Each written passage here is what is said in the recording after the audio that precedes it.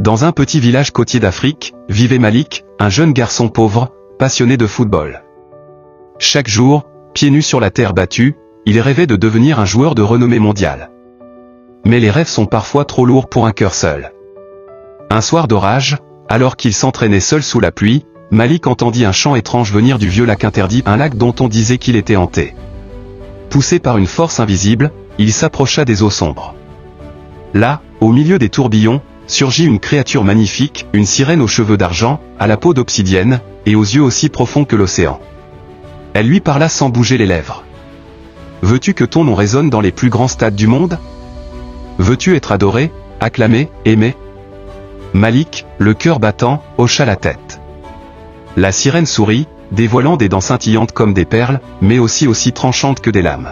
« Alors donne-moi ce que tu as de plus précieux. » Sans comprendre, emporté par l'envie brûlante de réussir, Malik accepta. À partir de ce jour, sa vie changea. Il courait plus vite que le vent. Il driblait comme personne. Les recruteurs se bousculaient à sa porte. À seulement 17 ans, il signa dans l'un des plus grands clubs d'Europe.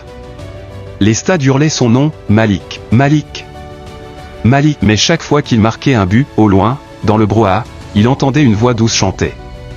La voix de la sirène.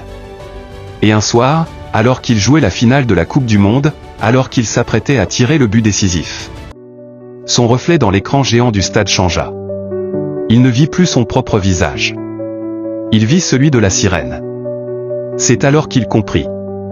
Le prix de son pacte n'était pas de l'or ni de l'argent. C'était son cœur. Son âme. Et bientôt, sa liberté. Tétanisé, Malik baissa la tête. Le ballon reposait encore devant lui, silencieux, comme suspendu dans le temps. Autour de lui, le public criait, chantait, hurlait. Mais dans ses oreilles, il n'y avait plus qu'un murmure. Celui de la sirène. Tu m'appartiens désormais. Le jeune homme sentit ses jambes se dérober. Son souffle devint court, son cœur battit au ralenti. Tout ce qu'il avait accompli, tous les trophées, toutes les acclamations, n'étaient que des chaînes dorées. Il leva lentement les yeux vers l'écran.